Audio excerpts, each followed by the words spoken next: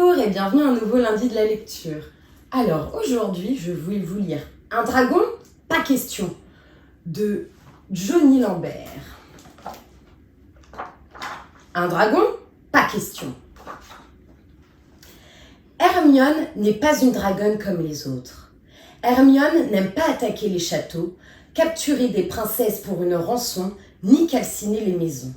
Et surtout, elle en a assez d'habiter dans les montagnes glacées. C'est dur, il fait trop froid, et mon derrière est tout gelé. Ça suffit, dit Hermione. Je m'en vais d'ici, je veux une autre vie. Hermione s'élance haut dans le ciel et découvre un endroit parfait pour vivre. Bonjour, lance Hermione joyeusement, et en atterrissant avec toute la légèreté d'un dragon. Scratch! C'est un dragon!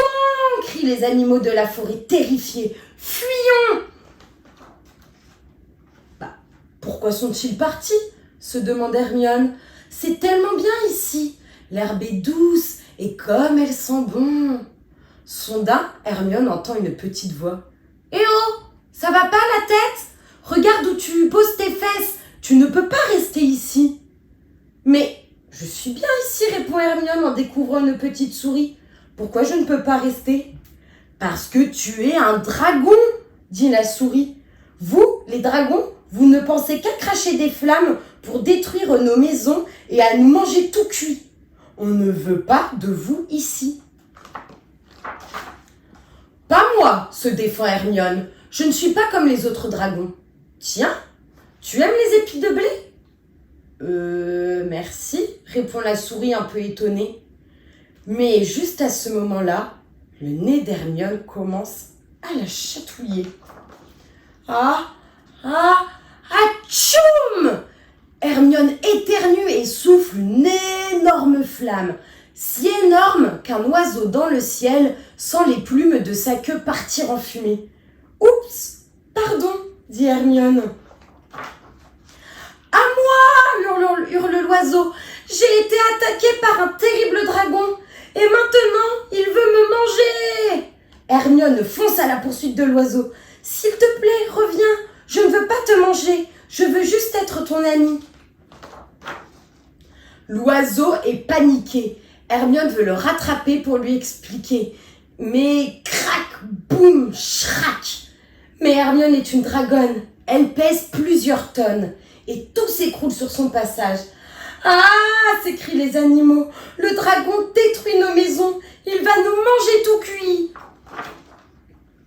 C'en est trop. Stop!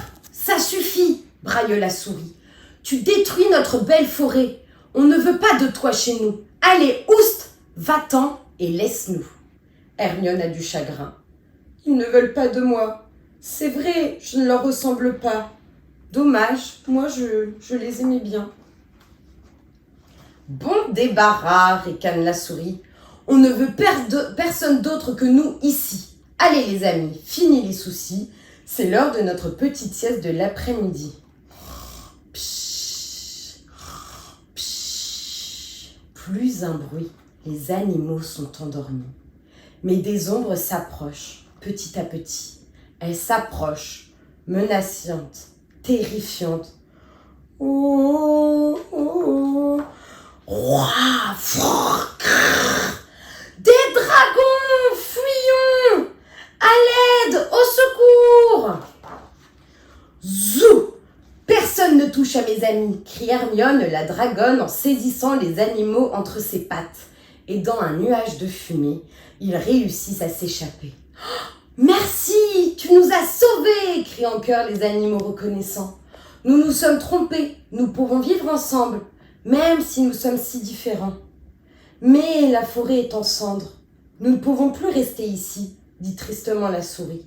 Alors, Hermione s'élance encore plus haut dans le ciel et découvre un endroit parfait pour vivre. Scratch! Fait-elle en atterrissant avec toute la légèreté d'un dragon. Youpi! C'est parfait, s'émerveillent les animaux. Et ils ont raison. Il y a du soleil, de jolies fleurs, de l'herbe fraîche et surtout assez d'espace pour tout le monde, même pour Hermione la dragonne. Et voilà, l'histoire est terminée, j'espère qu'elle vous aura plu et je vous dis à la semaine prochaine pour une nouvelle histoire. Au revoir!